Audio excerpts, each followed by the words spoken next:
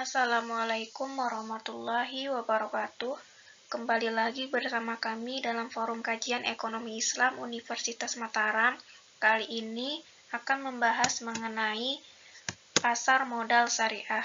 Pasar modal syariah ini merupakan kegiatan pasar modal yang tidak bertentangan dengan prinsip syariah dalam pasar modal. Peran pasar modal syariah ini ada dua. Yang pertama sebagai sumber pendanaan bagi perusahaan untuk pengembangan usaha melalui penerbitan efek syariah, kemudian sebagai sarana investasi efek syariah bagi para investor.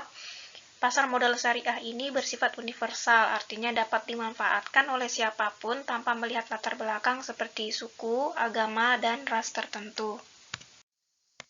Produk pasar modal syariah adalah efek syariah.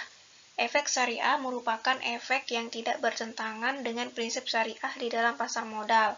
Efek syariah terdiri atas efek syariah berupa saham, suku, reksadana syariah, efek beragun aset syariah, kemudian dana investasi real estate syariah, lalu efek syariah lainnya. Kemudian ada akad-akad dalam penerbitan efek syariah. Pertama ada akad ijarah. Akad ijarah ini merupakan perjanjian atau akad antara pihak pemberi sewa atau pemberi jasa atau mujir. Kedua ada akad istisna. Merupakan akad yang dilakukan antara pihak pemesan atau pembeli dan pihak pembuat atau penjual untuk membuat objek istisna yang dibeli oleh pihak pemesan dengan kriteria, persyaratan, dan spesifikasi yang telah disepakati kedua belah pihak. Yang ketiga ada akad kafalah, merupakan akad antara pihak penjamin atau kafi dan pihak yang dijamin atau makful anhu untuk menjamin kewajiban pihak yang dijamin kepada pihak lain. Yang keempat ada mudharabah. Mudharabah merupakan akad atau perjanjian kerjasama antara pihak pemilik modal dan pihak pengelola usaha dengan cara pemilik modal menyerahkan modal dan pengelola usaha mengelola modal tersebut dalam suatu usaha. Yang kelima ada akad musyarakah. Akad musyarakah ini merupakan perjanjian kerjasama antara dua pihak atau lebih dengan cara menyertakan modal baik dalam bentuk uang maupun bentuk aset lainnya untuk melakukan suatu usaha. Kemudian yang terakhir ada akad wakalah. Akad wakalah ini merupakan akad atau perjanjian yang dilakukan antara pihak pemberi kuasa atau muwakil dan pihak penerima kuasa atau wakil dengan cara pihak pemberi kuasa ini memberikan kuasa kepada pihak penerima usaha untuk melakukan tindakan atau perbuatan tertentu. Konsep dasar pasar modal syariah itu ada ibadah dan muamalah. Dalam melakukan muamalah, manusia diberi keleluasaan untuk melakukan kegiatan, namun wajib memperhatikan hal-hal yang dilarang.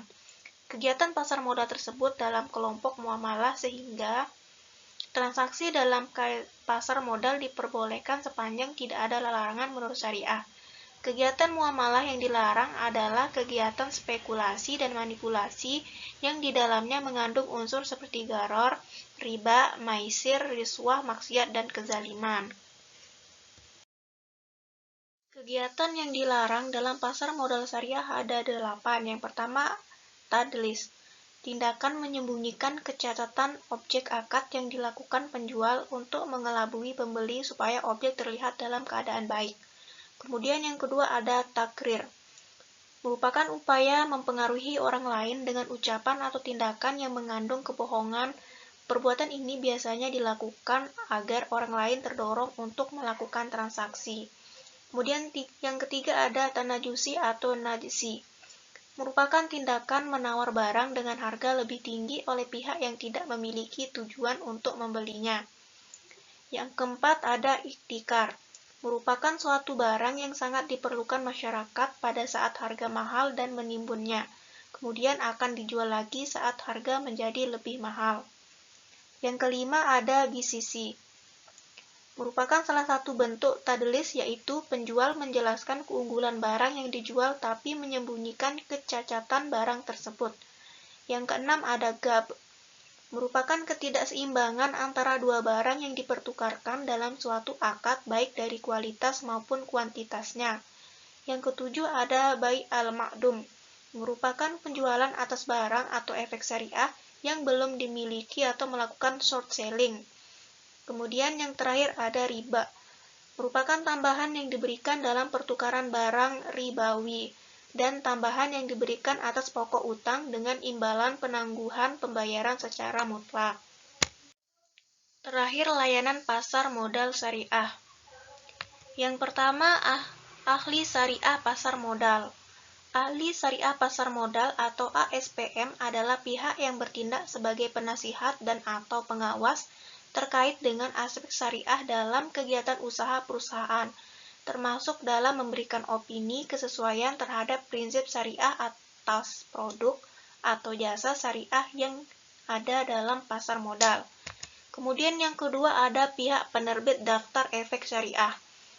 Ini merupakan salah satu layanan pasar modal syariah yang berkembang pesat, di mana pihak penerbit daftar efek syariah ini merupakan pihak yang mendapat persetujuan dari OJK untuk menerbitkan daftar efek syariah, di mana daftar efek syariah tersebut berisikan efek-efek syariah yang diterbitkan di luar negeri dan selain daftar efek syariah yang telah diterbitkan oleh OJK.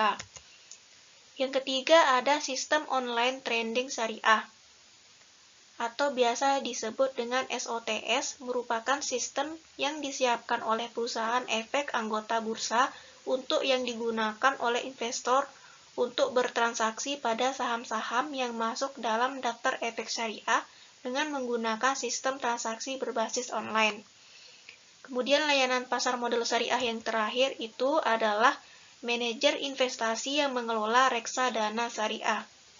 Manajer investasi merupakan pihak yang kegiatan usahanya mengelola portofolio efek untuk para nasabah atau portofolio investasi kolektif untuk sekelompok nasabah.